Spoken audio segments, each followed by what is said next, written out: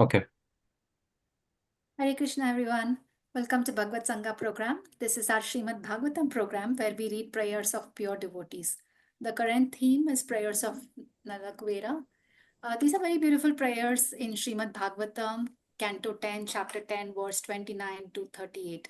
So basically, devotees will read the prayers and share the realizations. And today we have a very wonderful devotee, His Grace Kamala Naayana Prabhu, who will be sharing the verses and realizations. Thank you very much, Prabhu, for accepting this service. Over to you. Hare Krishna Mataji, thank you.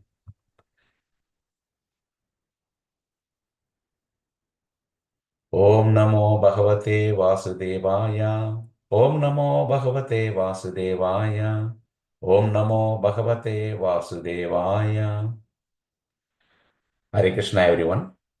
Thank you all for joining this evening.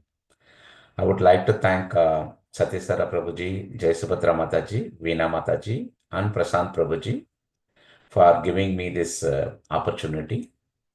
I'll offer my prayer to Guru and the prayers, and then we will start the class. Om Ajnanatimirandasya Jnananjana Salakaya Satsurunmilitam Yena Tasmai Sri Guruve Namaha Sri Chaitanya Manobhistam Sthavidam Yena Bhutale Swayam Rupa Kadamayam Tadati Swapadandikam Vandegam Sri Guru Sri Yudapada Kamalam Sri Gurun Vaishnavamsa Sri Rupam Sagar Jadam Sagagana Raghunathanvitam Tam Sajivam Satvaitam Sabatutam Parijana Sagitam Krishna Chaitanya Devam Sri Radha Krishna Vadan Sagagana Lalita Sri Vishaka Nimtum Cha Hare Krishna He Krishna Karuna Sindhu Dina Bandhu Sagatpade Gopesha Gopika Kanta Radha Kanta Namastude Tapta Kanchana Gaurangi Radhe Vrindavaneshwari Vrishabhanu Sudhe Devi Prananami Hari Priye Vanja Kalpa Tarupasya Chakrapa Sindhubhaya Vacha Paditana Bhavanebhyo Vaishnavebhyo Namo Namaha Sri Krishna Chaitanya Prabhu Nityananda Sri Advaita Gadadara Shivashadi Gaura Bhakta Vrinda Hare Krishna Krishna Krishna Hare Hare Hare Rama Rama Rama Hare Hare. Once again, thank you so much, devotee, for joining this evening. I will start with this. Today we are, as Meena Mataji said, we are discussing about the Srimad Bhagavatam, Canto 10, Chapter 10. The chapter title is, the deliverance of the Yamala Arjuna trees. That's the title. But, in which, Nalakuvara, Manikuriva, they were reciting prayers for Supreme Lord Sri Krishna. And before we see the prayers, I just want to give you the backdrop. Everyone covered it, but I just wanted to say it again so that purify myself. The backdrop of, in what mode the Nalagriva and Manikriva and Nalakuvara, they were saying these prayers. Once upon a time, they were actually they were the sons of Kuvera. You all know that Kuvera is the god for wealth. Since he got so much of wealth, this Nalakuvera and Manikriva, they were, they don't care about anything else since they got so much of wealth and they wanted to do anything they want. But they are, the devotees of the Lord Shiva. And because of that wealth and all those things, they basically, they spoiled. Since they, they were having so much of wealth and they were not giving respect to others and all those things, and they were intoxicating all the times. One day they were intoxicating at the fullest, and then they were being naked along with the girls in the pond. And unfortunately, at that time, Narada Muni was about to pass by that pond, and he was seeing that Nalakuvera and Maniguruva they were naked, and but all the other girls were also naked, but they took the cloth and they ran away after seeing Narada Muni. But this Nalakuvera and Manigriva, they were standing still in front of Narada Muni. They did not know that, how valuable the Narada Muni is. Because they were so intoxicated and illusioned by all this material enjoyment, all those things. They were standing still naked, and Narada Muni, after seeing that, he wanted to teach them a lesson.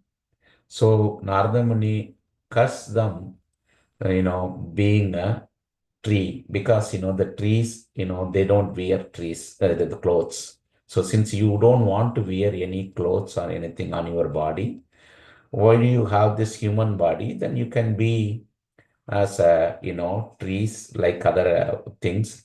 So since trees also don't have a cloths or anything, they'll stand still. They don't worry about who is passing by, who is standing in front of them, all those things. They don't care, because that's the mood that Nalakuvara and Manikriva were having it at the time of seeing Narada Muni. So Narada Muni cursed them, you become a tree, but you will be relieved by from this curse by Krishna, Lord Supreme Lord Krishna. So you will see Krishna face to face, after some time. Then Narada Muni left and they become a tree. So they were, they were standing as a tree. This is all happens because of their false prestige. So they were standing as a tree for several years. I think 100 years of devas, I believe. So they were standing as a tree. At that time, then uh, this pastime, Damodara pastime happened. Krishna was very little. And you all know that Damodara pastime. I don't even want to repeat that. When Krishna was having tied up by this wooden grinder motor, and he was going between these two trees, and these two trees were, uprooted, and that's where, uh, from the trees, both Nalakuvara and Manikriva came. The time they become a tree, they were full of intoxication. They were having all false ego, all those things. But now, when they got relieved by Krishna, this time their mood is, totally different. They are, they are in full worshipable mode and other things. So they came out and they were offering prayer to Krishna and thanking Narada Muni also. Because of Narada Muni, they got to see Krishna face to face. So they were thanking, Krishna, like, saying prayers by prayers, they were praising Krishna for whatever the things, they realized their mistake, all those things. That's where, these prayers were recited. Chapter 10, uh, Canto 10, Chapter 10, verses 29 to 38. Since we don't have so much of time, I picked up one particular verse. That verse is 10.10.36. Before we go into this, if you read the next chapter, we are going to see this 10.10, Canto 10, Chapter 10. This chapter is, talking about the Nalakuvara and Manigriva pastime, all those things. But if you read the next chapter, that's a chapter is, childhood pastimes of Krishna, Canto 10, Chapter 11. I just want to quickly say that why Krishna is playing all these, this playtimes, wonderful playtimes, the pastimes. That's because, in the next verse, if you, next chapter, if you read that, Krishna wanted to increase the parental love every day, in everyday moment. He was showing this, displayed this wonderful incident, pastimes, to increase the parental affection of Nanda Maharaja and Yashoda, who thus felt both surprise and joy. Now, what is the meaning of that? Because, when he was doing this kind of pastime, because this Yamala trees are big tree, and their son were playing under the tree. Then the tree got uprooted and fell down. So now, after hearing this message, Nanda Maharaj and Yashoda Mai were so much worried. What happened to my son? He was playing under the tree. Something happened to him. So they rushed toward him, and they saw that, then nothing happened for Krishna. Then they lifted him and hugged him and kissed him like anything. So Krishna, like this kind of the love he wants from his mother and father every day. He was increasing this kind of pastimes. If you look at that, everyday pastimes, Krishna's childhood pastimes, he is increasing the intensity of the pastime, like, the dangerous levels, so that, the parents will get more worried, and then after they see that, Krishna is alive, then they will be more happy, kind of. That's the thing. Now we will move on to this, that 10.10.36. I will share this verse.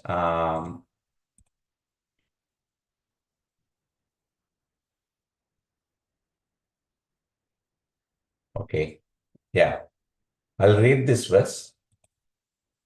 Nama Parama Kalyana, Nama Parama Mangala, Vasudevaya Santaya, Yadunam Pataya Nama.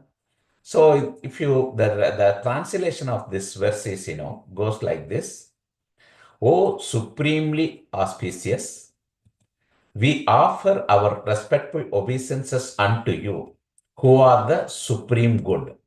O most famous descendant and controller of the Yadu dynasty, O son of Vasudeva, O most peaceful, let us offer our obeisances unto your lotus feet. If you look at this verse, that the nama, that word is, repeatedly coming. That means, one way is, offering respectful obeisances to the Supreme Lord. But the other way is, the actual meaning of this, like when you offer the obeisances to the Supreme Lord, you should do it without any false ego. That's what that Namaha means.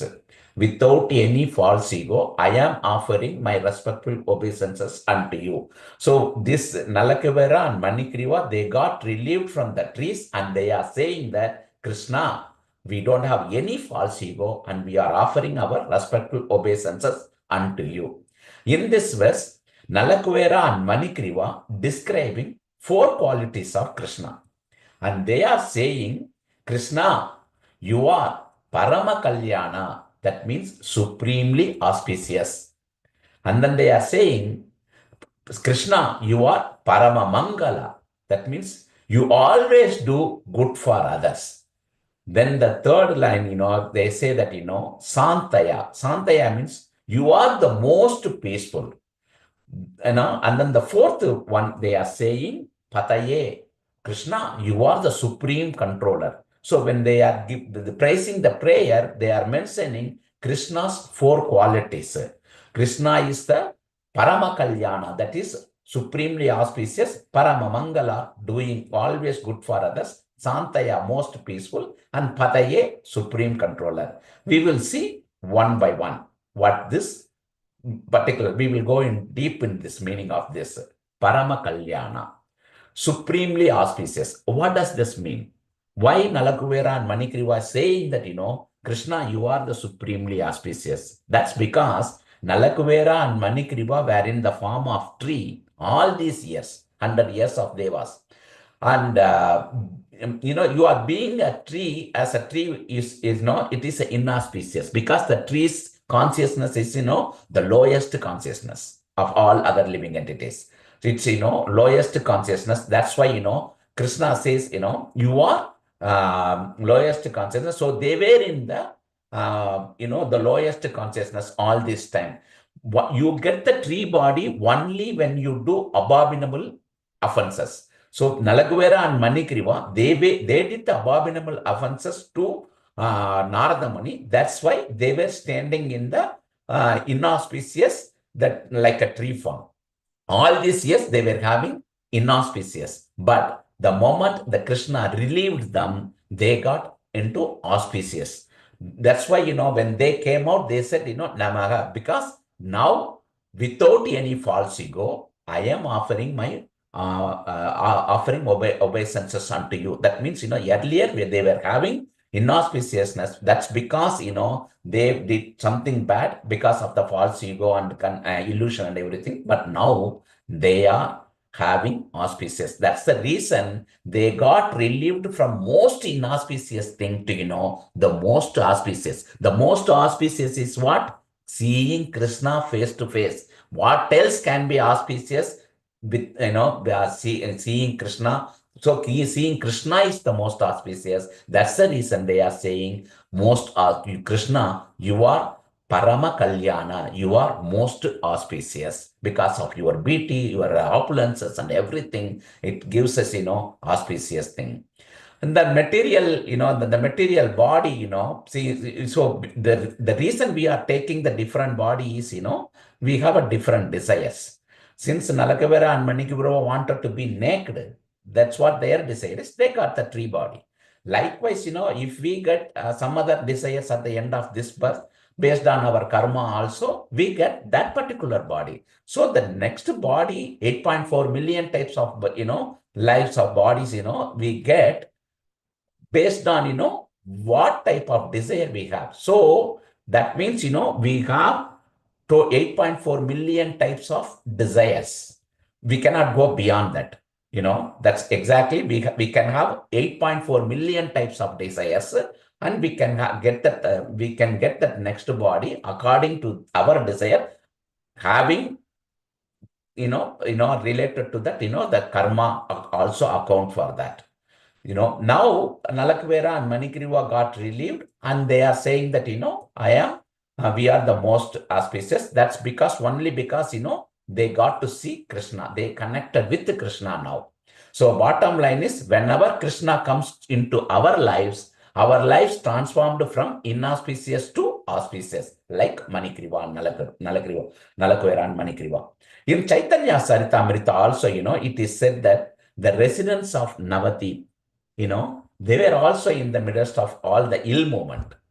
Like when the night Chaitanya Mahaprabhu were about to born, they were, that time is, most inauspicious time.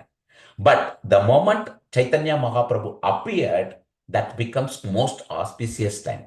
They were all standing in the lake and chanting the holy name, chanting the Krishna, and, he appeared. So that becomes, most auspicious time, inauspicious to auspicious. Even the other examples you can take, Lord Gajendra, elephant story.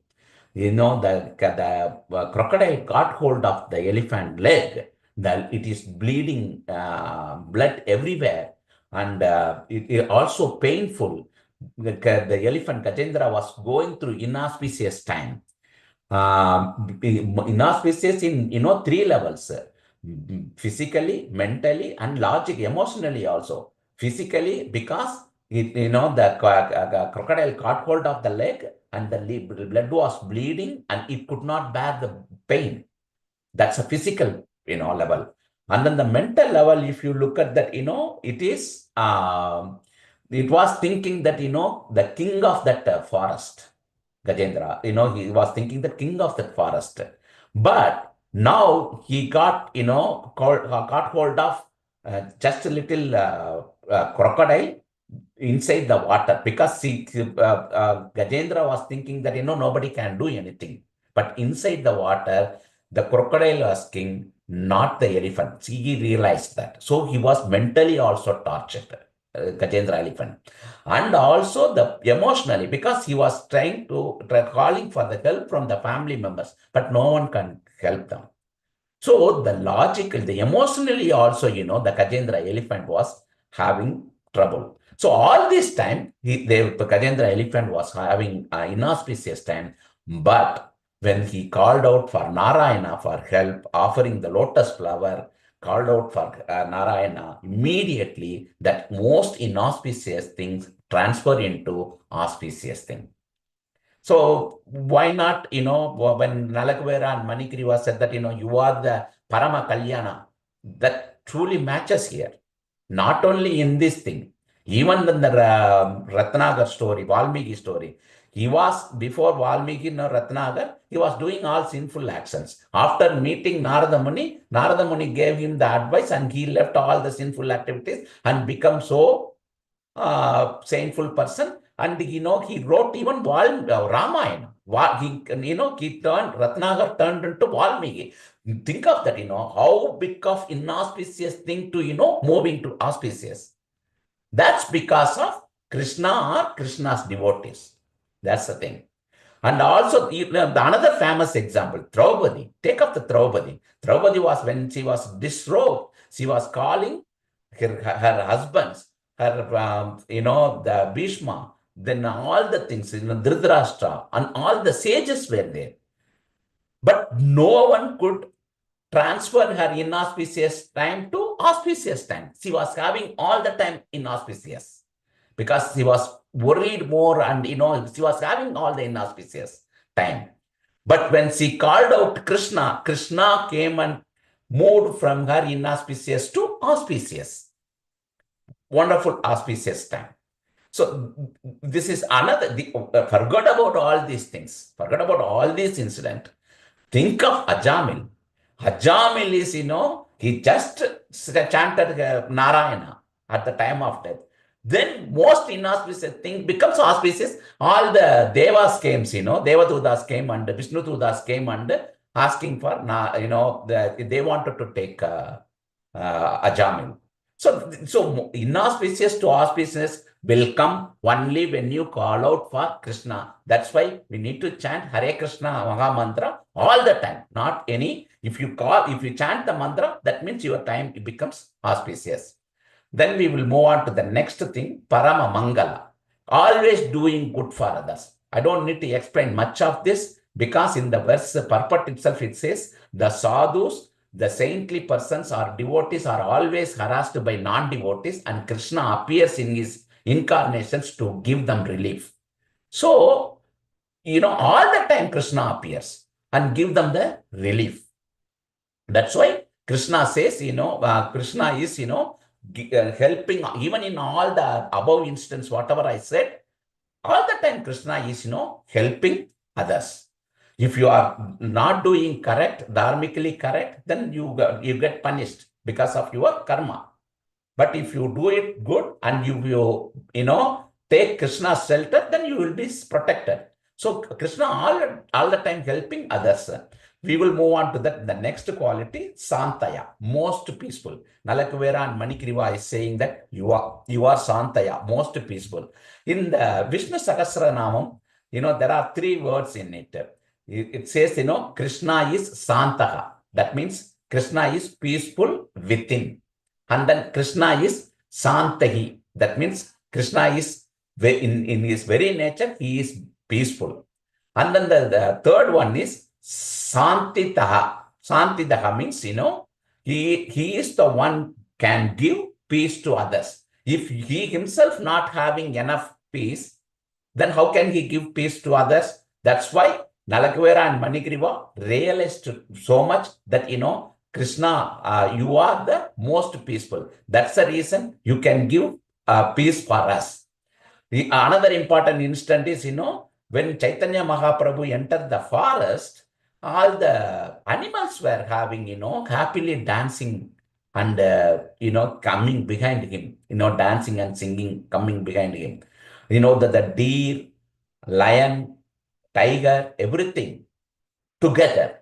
When tiger and deer come together, only tiger wanted the food, the blood of deer, then it will come. But here they were coming behind Lord Chaitanya Mahaprabhu, singing and happily, singing the kirtan and going there. So this kind of things, because Chaitanya Mahaprabhu can give peace to all living entities of this entire world, the universe or anything. So that's why, Krishna is Santaya. He is the most peaceful, and also he is giving the peace to others. Then the fourth quality, Pataye. Pataye means, the controller. So Nalakuvara and Manikriva very well understood that, Krishna is the controller. How they can understood that, very well understood Krishna is the controller? Because Krishna relieved them whenever he liked it. If you look at the Yamuna trees, it was standing there all along the time. Krishna was playing around, going here and there, but they were standing and watching, but they did not relieve whenever they want.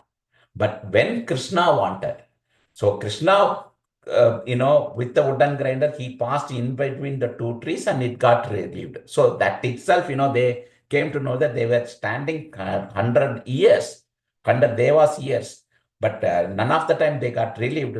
Only, whenever Krishna wanted, they got relieved. That itself, more correct meaning that, Krishna is Pataye. He is the controller. In Bhagavad Gita 10.8 also we see that, Agam Sarvasya Prabhavo Matta Sarvam Pravartade. The meaning is I am the source of all spiritual and material worlds. Everything emanates from me. Krishna clearly says that, I am the source. I am the controller. So also in the 10. In Srimad Bhagavatam, 11.6.14 verse, it's a beautiful verse. If you get a chance, you go and read it. This verse, Nasi Odakava Iva Yashavase Pavanti Paramatya Stanu Prude Mrudur Arthayamana Kalasya te Prakriti Purushaye Parasya Samnas Tunosa Sarana Purushottamasya. So this particular verse translation itself very clearly says that, Krishna is the supreme controller. You are the supreme personality of Godhead, the transcendental entity who is superior to both material nature and the enjoyer of nature. May your lotus feet bestow the transcendental pleasure upon us. All of the great demigods, beginning with Brahma, are embodied living entities, struggling painfully with one another and under the strict control of your time factor. They are just like bulls dragged by ropes tied through their pierced nose. So this wonderful analogy, this prayer is recited by demigods to Krishna.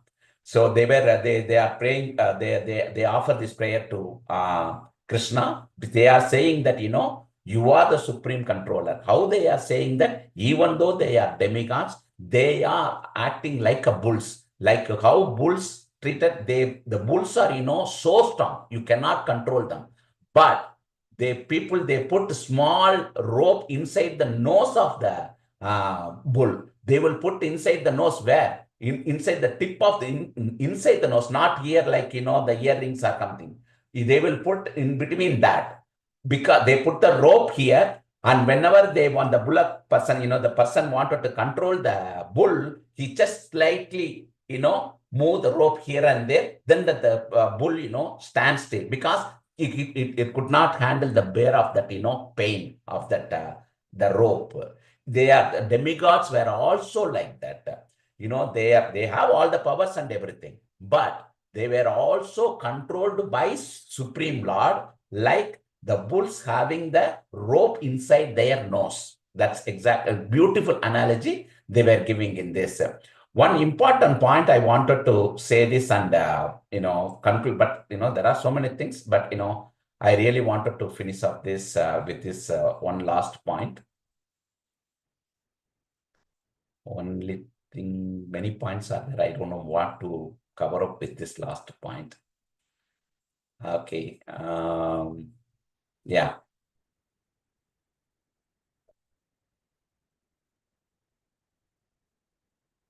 You agree that, Krishna is the supreme controller. Second. Just looking for that point. Okay. So, in order to we understand, how Krishna is, the supreme controller, we need to give up three things. One is, we should not think that, we should always, even the Nalakuvara and Manikriva taught this very clearly. You are the creator. You are the controller. You are the enjoyer.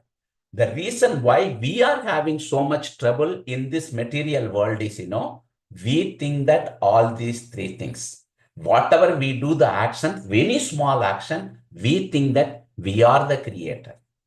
And we think that we are the controller of that action. And we think that we are the enjoyer of the fruitive results of that action.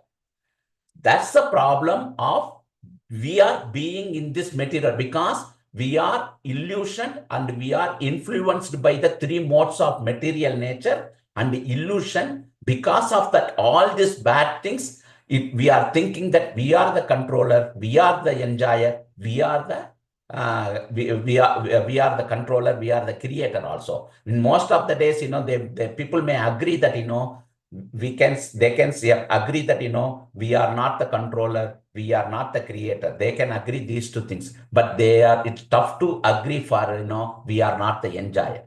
So we always think that, whatever the actions we do, we always think these three things, at least in the last thing, we are the enjoyer. That is the problem of root cause for the all material. If you think like that, if you think any one of this or anything in any moment, then Krishna says that it is guaranteed you will be in this cycle of birth and death.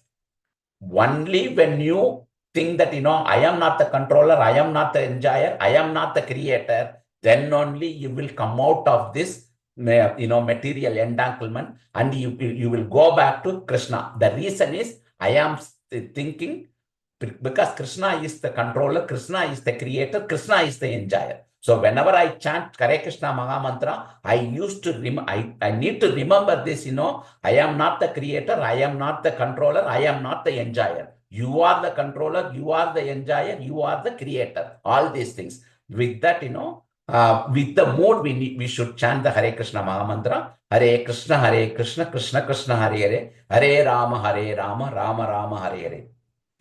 I will finish because of the time, I stop here. It's a beautiful verse and a lot of points in the controller. I really wanted to cover more verses. That's fine. I will stop here. And also, I wanted to humbly request that, if I make any mistakes or if I hurt anyone, please forgive me. Thank you. Hare Krishna. Hare Krishna Prabhu, that was such an amazing class. And the last point you made was so powerful. The mood in which we have to chant. If we chant in the mood that we are the creators or controllers or enjoyers, then one, we won't be able to chant well. And the other point, very important, is we will surely come back. So that is, I think, very, very powerful point. Thank you so much, Prabhu. And very nicely you narrated the pastime of how they became trees and how they finally got liberated. I would like to share some 2 points, Prabhu. Only when we do abominable actions, we will become trees. So that's the best example is Nalakuvara and Manigriva. Something to watch out for. And based on our desires and karma, we will get that type of the body. And I really like the comparison you gave of that many births we have taken. It's because we had that many desires. So that was very good, Prabhu. Thank you for sharing that. And very nicely, you gave many examples of Ajamal and Gajendra and many others of how when you are totally powerless and then you surrender to the Lord and you call, and inauspiciousness will become auspicious. And the point you made is how we can always make our life auspicious is by chanting. So we have to keep chanting all the time. Definitely, it'll be auspicious. So that was a very nice class, Prabhu. Thank you very much. With that, devotees, we conclude the